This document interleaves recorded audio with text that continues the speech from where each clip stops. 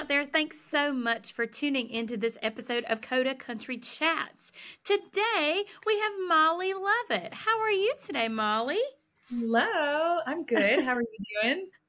I'm doing really, really well. For the listeners out there, will you give us a rundown? If you were to give us like a 1 minute, maybe not even that long, elevator pitch or whatever you want to call it of you and your career, tell us all about you real fast. Yeah, I born and raised in St. Louis, Missouri, and ever since I was a little girl, I knew that this is what I was going to do. Like my parents said, I literally have been singing and putting on shows for them since before I can even like talk or walk. So this has been it for me. But I moved to Nashville a couple of years ago, and I put a band together here. So we've been on the road, hitting a bunch of cities the past couple of years, playing shows, and been writing a lot of music and, trying to make my dream come true. And let's talk about some of that music. For the listeners out there, we featured Molly on our new Music Friday playlist this past week for her new single release, Clean Break. Tell us all about that song, Molly. Yeah, thank you also for featuring that song. Of course, yay! I've been so excited about Clean Break. I wrote this song last year with Haley Payne and Laura Pearson, two of my friends here in town. I write with them a lot. And we got talking about different relationships we've been in and kind of like the horror stories of some of the relationships. And we kind of just combined all of our stories and things that we've been through, and we turned it into this like sassy kind of breakup song. About, just how you don't want to get messed with. If somebody's gonna mess with you, then you're gonna fire back. That's right. Yeah. So that's what it's about. Cool. And you said that you're speaking a little bit from personal experience and just experience from your friends. Tell me, is there like a past relationship that you really could say that this was it? This was the definite experiential learning problem relationship for this song, or no? Yes, there's definitely one that it rings more true. But I definitely took from other relationships as well. But yes, there is one. And with all my music, I could probably tell you like this song is about this person and this song is about that. Like I'm very specific with my writing. Yeah. And I love to hear that too, because I feel like you as the artist probably feel it a lot more. And I'm sure the audience, when they're listening to you, the listeners who are streaming your music probably hear that emotional connection or that like little concomitant there that they, understand where you're coming from, and because you know where you're coming from, I love that. Yeah. So in listening to Clean Break, there's like a very, extremely different vibe from this song and Flower Girl that you also released. Let's talk a little bit about, I guess, how the writing process was different for that song than for Clean Break. Yeah. So with Flower Girl, that is like my one and only love song that I have ever written. No. So it felt very different writing Flower Girl versus, honestly, any other song that I had written. And with Flower Girl, it was a song that was not about me, but it was actually about one of my friends. I had seen her kind of get into this relationship, and her boyfriend kept bringing her flowers all the time. And I was like, oh my gosh, you're such a flower girl these days. And as soon as I said that, I was like, oh, like I'm going to write that song. That's a song.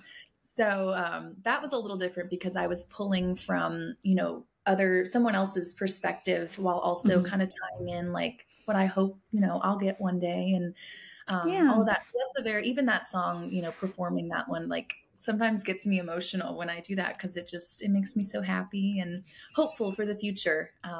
Whereas Clean Break is more of my like sassy, I can powerhouse. Yes, like the anger, all of that, and kind of get into it that way. Well, no, I loved hearing the contrast in styles from you, just because I don't know, I resonate with both as a mom. Like I also kind of think about like how one day my daughter will have somebody who like dotes on her like that, and then I'm sure also one of these days she's going to go through the sadness of being in a breakup and having to push through and girl power on, you know what I mean? Yeah. So I loved hearing both of those songs and hearing those stories from you. So, okay. Talking a little bit more about shows that you have coming up in the future and different shows that you've played in the past. We'll talk a little bit about a show that you did this past year with Dierks Bentley. So tell me all about that experience. Yes, that was like still probably the coolest thing that I have ever done. Like I just, anytime I think about it, I start smiling. But it was in St. Louis, which is my hometown, and I'm a big St. Louis fan, and Awesome. St. Louis is really good to me. I go back and play there as much as I can, and it's always really cool getting the hometown crowd out there. But so we got to open for Dierks, and that was so cool. But in my mind, I told myself leading up to the show, I was like, you're gonna sing with Dierks Bentley. Like that's gonna happen. You're gonna make that happen somehow. I was like manifesting it. So I hired a videographer to come to the show, and I literally told her, I was like, I think I'm singing with Dierks, so I need you to come and record. Be ready. Yeah. So after sound check, I went down. Our green rooms were next to each other, so I went in and said hi and introduced myself, and we talked for a while. And he was so just nice and like supportive of me, and really cool. And I just asked him. I was like, I would be so honored to sing a song with you. Like I love your song "Different for Girls" with Elle King. So that's one of his big duets. And I told him I'd love to sing with him. And he immediately was like, yeah, like, let's do it. I haven't done that song in forever. Like, yeah, you want to practice? And I was like, yeah, sure. Like, oh my gosh. Yeah, it was crazy. So so we got to rehearse in the green room and then perform it 20, 30 minutes later for everybody upstairs. So it was so cool, and he was so nice, and I'm very grateful to him. That's a really cool story, because I feel like artists kind of have their like set list in line, and they like already know what they're gonna do, and so for him to just be like, yeah, we'll play that's fine, and then you just pull it out in the green room. Right. And it was funny, actually, if you go look at the video, it's on like all my social media. Because he said he hadn't done that song in a while. He actually doesn't, he like forgets the words at the beginning, and he comes over to me, and I sing the words to him, and then he goes over the person. So it was so fun and funny. But yeah, he's great. That's a little like, what's the word, humanizing too, to know that this man who has like had this career for so long is, used to singing all these songs every night, but then, it still just kind of like leaves his head. I think that's very endearing though, to like have him lean on you and get the lyrics from you. And yeah, how cool as a fan is it just to step on stage with an idol like that? Yes. It's crazy. I'm like, I've been listening to him since I was little, like before I can remember. Like does not feel real. Exactly. So, well, and then I was reading through some of your bio stuff, and I, now knowing, the love you have for Dierks Bentley, before you opened with him, before you sang with him, and now hearing that story, did you have any other specific music influences that you can think of out of artists who really have kind of like helped you shape your sound, Yeah. So I just turned 24. So I grew up during the Taylor Swift, Carrie Underwood kind of era. Yeah. So those were my girls. Those were like my very first CDs were those two. I went to, their concerts growing up anytime they'd come to St. Louis, and definitely respect both of them as like performers, and, especially Taylor as a songwriter and businesswoman. Everything that she's done has kind of, carried on. I feel like when I was little, I looked up to them and was just like, oh my gosh, like they're so pretty and cool and talented. And I want to be that. And now, that I'm older, I'm like, oh, and they're also like businesswomen and know what they're doing and like got it together. And so I definitely have looked up to them forever and still do. Yes, the Taylor Allison Swift Enterprises is just out of this world. Like I look at all of her like copyright stuff that she takes care of to like manage her brand. I find that very interesting too. So okay, but you're right though. Carrie and Taylor, they both are just trailblazers in their own respect, you know, especially for the genre of music that you're in and all that kind of stuff. So, okay, thinking about that, I feel like I've shifted gears and I'm going to come back and ask more about some shows that you have in the future. Um, Talk to me about some of like the upcoming performances that you have within the next few months or so. Yeah, we are kind of getting all over the place, which I'm very excited about. Because for so long I was just, when I was back living in St. Louis, that is where I played, was St. Louis. I'd played the same, little bars every weekend, and it was awesome. And I definitely needed that. But now it's really cool to get to hit other cities. So we're actually heading back to my hometown, which is a little outside of St. Louis, but down in Missouri in March for St. Patrick's Day. I'm very excited about. And then we're hitting like Indianapolis, Cleveland, St. Petersburg, Kansas, a bunch of different cities this year. So I'm so excited to get to meet new people. And I feel like I connect with so many different people from so many places on social media. So getting to like see people in person is going to be so exciting. I know that's going to be a surreal moment when you're playing on stage or even when you walk off stage afterwards and somebody's just like, hey, I know you from social media. I've been following you for a long time. I'm so glad to get to see you in person. That's got to be pretty awesome, right? We played a show in Florida last month, and that was my first time ever playing in Florida. And there were people in the crowd singing along to Flower Girl, actually. And I was like, oh my gosh, what? Like how? That's such a great experience, though. It's like just feeling, the fans singing back to you. Like that's got to be an amazing experience. Yeah. Tell me, okay. You've mentioned St. Louis a lot. And I'm not familiar with the St. Louis area. I've been a couple times, but not like super familiar. But I feel like that's a really big country music hub. Like obviously when I think of Nashville, obviously I think of like Austin or Houston and Texas. Tell me more about like how it was growing up in the St. Louis area, and how that attributed to your country music career. Yeah, St. Louis has a huge music scene, which I feel like a lot of people probably don't know. But when I was little, my family we love music and sports. Like that was our two things growing up. And so if we weren't at like a Cardinals game or a Blues game or whatever it was, then we were at a concert, whether it was somebody down at like the local bar watching their band play or, somebody at the stadium or wherever else. But there were so many like local bands that my parents loved and we grew up going to. And everybody really took me in when I was like, 16, 17, and I started gigging at a lot of these bars and different venues. It was really, really cool to see, a lot of people that I had watched grow up, that they kind of helped me and get my start in St. Louis too. Oh, that's incredible. So, okay, now knowing a little bit more about your St. Louis journey, how did that transfer into, moving to Nashville and starting to work more there and finding co-writers and that kind of thing in the Music City?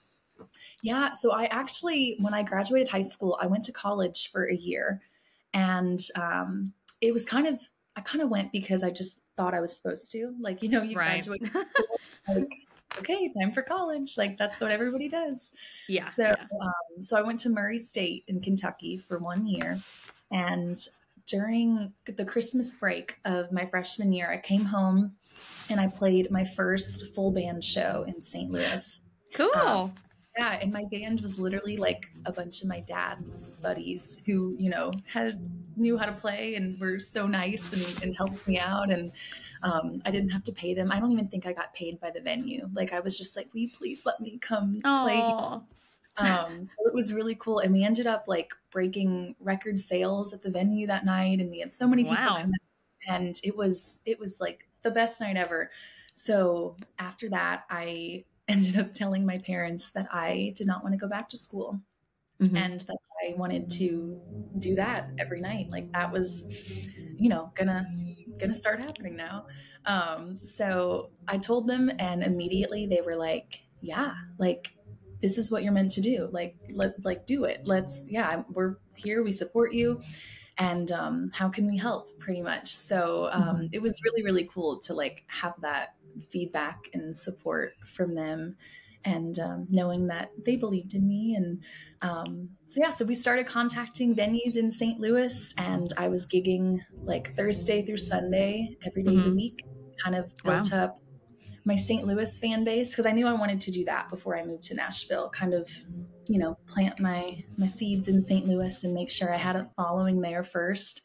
And then when I moved to Nashville, I literally just went to every single like live music writers round show, anything I could find, and anyone that would come off stage, I would just walk up to them and be like, hey, I just moved here and I'd love to get coffee. I'd love to write. I'd love to whatever. And that's how I met like literally everybody here. Wow. Huh. That's actually kind of cool to hear that, because like I know as some of the listeners out there may be thinking like, how am I gonna, if they're ever in that artist position where they're like, I want to move to Nashville, but I don't know how to get started. I don't know how to meet people. It's nice to hear that like that is all that it takes. Like just to go up and be like, here I am, be friends with me. Yeah. And it seems like you're a very personable person. So I'm sure that everybody was like, of course I want to be friends with you, Molly. Let's get coffee. Yeah, it was a little scary because I moved here when I was 20. So I was a lot younger than everybody. And a lot of times I had to use a fake ID to get into a lot of the venues because I didn't get in yet. But yeah, it was a little scary sometimes, just being young and nobody knows me. But, I feel like the want for, your dream and, craving, getting there and meeting people and all of that was more than being afraid of having to go up and talk to people. So you kind of get over that. Yeah. And it is like a vulnerable situation, I would say too. I feel like vulnerability kind of translates in your songwriting, and then, moving to a new city and having to find all these contacts. Like you have to put down the wall of like being afraid and just kind of go for it and believe in yourself and trust in yourself. And it sounds like that's exactly what you did. And so I applaud you for that, because my gosh, I'm sure that there are people out there being like, I couldn't do that. So well, thank you. Of course. So, okay. We talked a little bit about upcoming shows that you have, and we talked a little bit about Clean Break and Flower Girl and songs that you have released. Tell me, are there any songs going to be released in the near future? What are the plans on the horizon for Molly Lovette? Yeah, I actually have a ton of music. I've been writing so much the past year or so. Co-writing is like my favorite thing ever.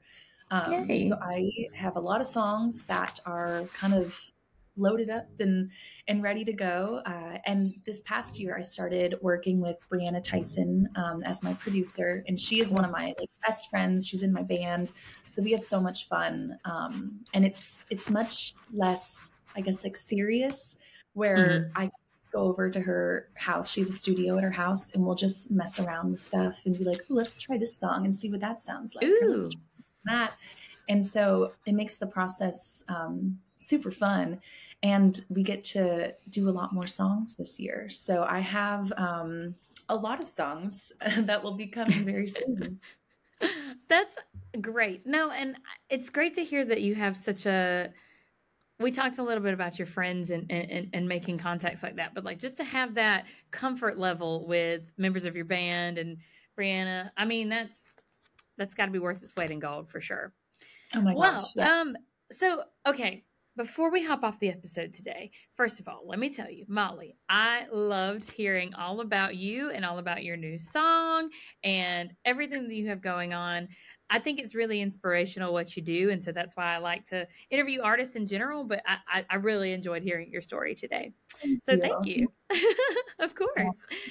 Is there anybody that you would like to give a shout out to, or anything else that you would like to promote before hopping off today?